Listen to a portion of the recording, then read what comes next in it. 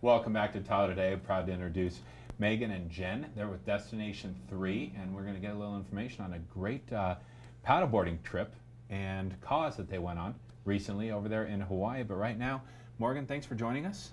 Thank you for having me. Tell us a little bit about Destination 3.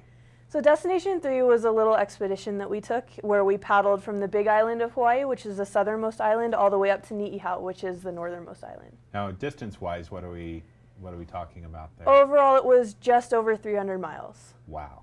So it's fun. You needed some support, obviously, and Jen was helping support that. So Jen, where did the idea come from? Morgan was involved in a documentary with the BBC called Message in the Waves, and that opened her eyes, and opened all our eyes actually after we watched that, to the problem of plastics in the ocean. And so through that, she was affiliated with the Algalita Marine Research Foundation, and that's how we became affiliated with them. So we were raising awareness for plastics in the ocean through this. Perfect. Now, has this been done before? Laird Hamilton and Dave Kalama did it several years ago, but Jenny and Morgan are the first women to do it. Perfect. Now, of course, you know, interestingly enough, why would you pick something like this to do? You know, it was just time for a challenge, and both Jenny and I, we really enjoy the challenge of paddleboarding, and it's a new sport, and we wanted to raise awareness for our charity, and we wanted to prove to ourselves and to other people that we can do it, because we did deal with a lot of people that said that there was no way that we could do it, which just kind of fuels our fire. So we thought it was fun, and it was going to be a fun challenge, so we decided to go for it. Now, perfect. After 300 miles, you're bound to run into some challenges here. But you know, give us an idea of a couple of the things that you experienced. The most challenging part was the Oahu to Kauai paddle, which was the 82-mile paddle. We left at 2:30 in the afternoon, and it took us 16 hours, and we paddled through the night. Wow. And that channel was one of the roughest ones that we encountered. It took us about 16 hours. There was about 15-foot swell in the middle of the channel in pitch black darkness.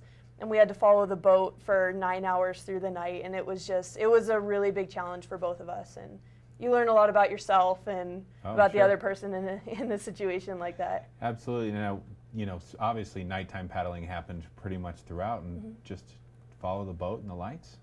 Yeah, well, that was actually the only one that we had to paddle through the night, because we did stop on every island, so we didn't paddle just all the way the 300 miles. So that was the only one that we had to paddle at night. But it was just follow the boat, you know, just follow the light. So. Now, paddleboarding's starting to pick up a lot of steam here in Lake Tahoe. Have you ever paddleboarded here at the lake? We actually went yesterday, and the day before we went up the Upper Truckee Marsh to the Trout River and took that down to the lake and then back up again. So that was a lot of fun. And then yesterday we hiked up to Lake Winnemucca. I believe that's okay.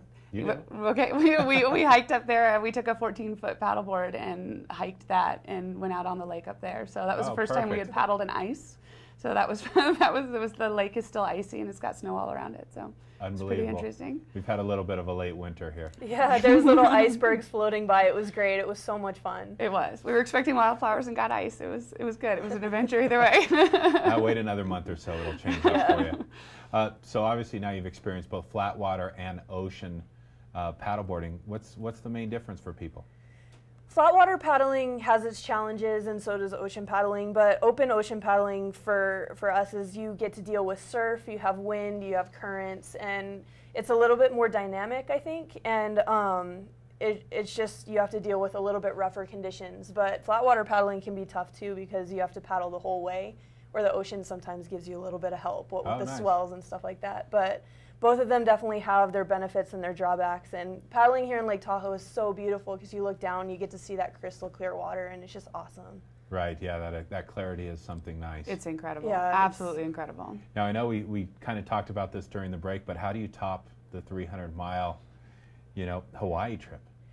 We're not sure. I mean, I'm sure we'll figure something out. We've got this wanderlust problem, so I think that no matter what, we'll figure something out, but we're not sure what's next yet, but there'll be something. Now, for people to learn more about what you did, where do they go for more information?